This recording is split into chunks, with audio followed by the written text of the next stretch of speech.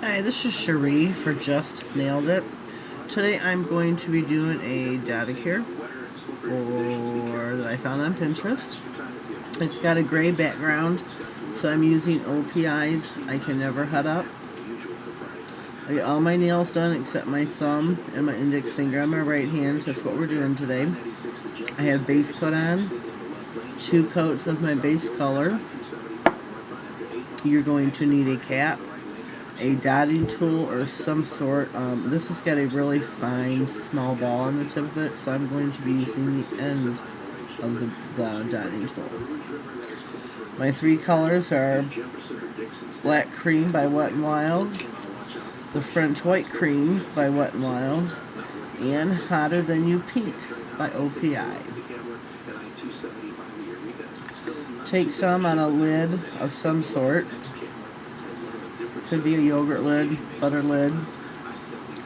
Set those off to the side.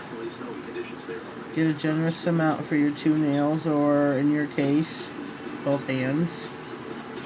I suggest only putting enough out for one hand at a time because it will dry up. My white is not wanting to come out. Whoops. And look at my black. This happens. I hope it comes off this time. Oh, no. Break it loose, and then here we go. Today in Michigan, we're having a snow ice storm, so they're closing a lot of schools down. So I'm staying in today, where it is nice and warm. I am right-handed, that's my dominant hand, so excuse me for not being ambidextrous.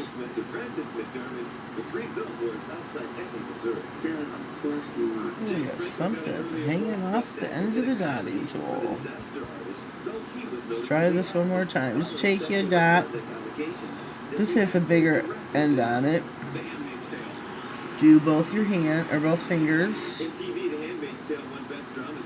Put a couple of dots of each color. Whoops. Even do different sizes, depending on how much, polish you put on each one. I do not have my cotton ball and my remover out. Bad, my bad. Moving on to the white.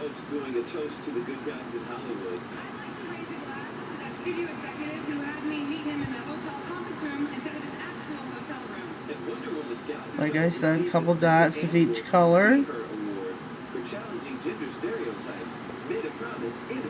And move on to your next color.